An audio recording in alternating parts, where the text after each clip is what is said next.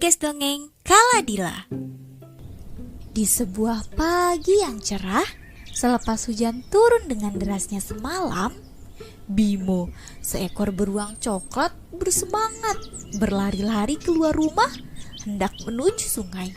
Ia sudah tidak sabar untuk menangkap ikan dan bermain air. Di jalan, ia sangat senang. Ia berlari, bergembira sambil bernyanyi.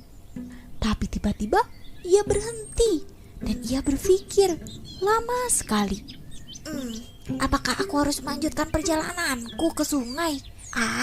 Berangkat tidak ya? Atau aku pulang saja? Ungkap Bimo bingung.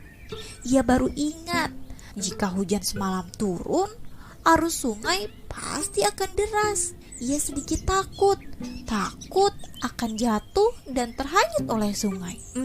Tapi aku adalah beruang pemberani. Aku tidak takut. Badanku pun kuat.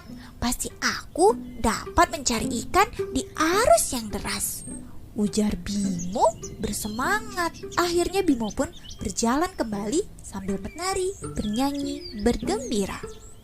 Sesampainya di sungai, seperti biasa, ia mencari batu yang biasanya ada di pinggir sungai, tempat favoritnya untuk duduk.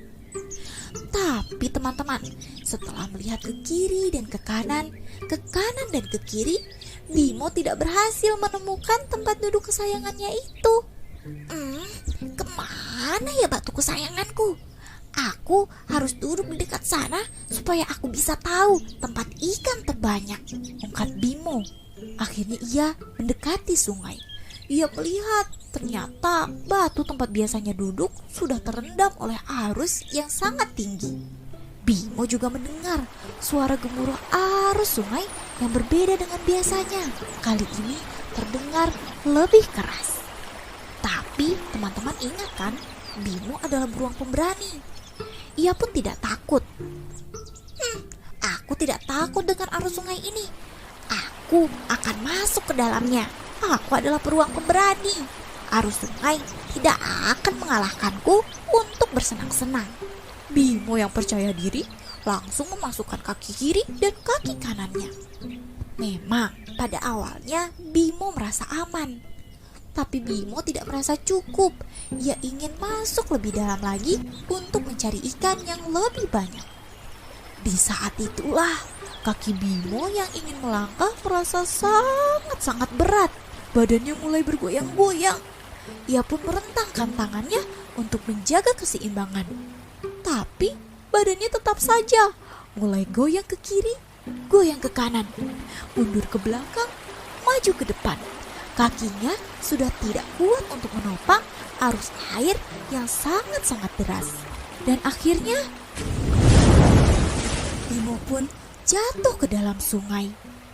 Bimo langsung melambaikan tangan-tangannya ke langit-langit. Ia meminta pertolongan. Bimo sebenarnya bisa berenang, tapi arus yang sangat deras membuatnya ikut terseret. Bimo terus menggapai-gapai. Ia ingin sekali meminta tolong. Tapi mulutnya tidak bisa terbuka karena berada di dalam air. Hingga akhirnya ia berhasil untuk memegang batang yang menjulur ke sungai.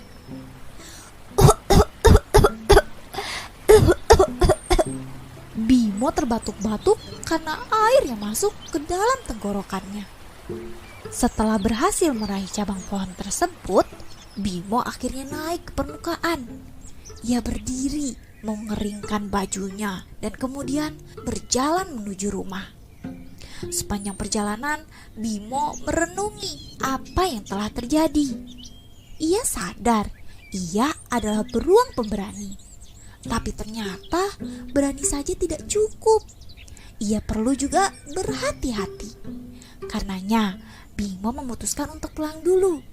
Nanti ketika air sungai sudah mulai surut, ia akan kembali untuk bermain air dan menangkap ikan makanan kesukaannya.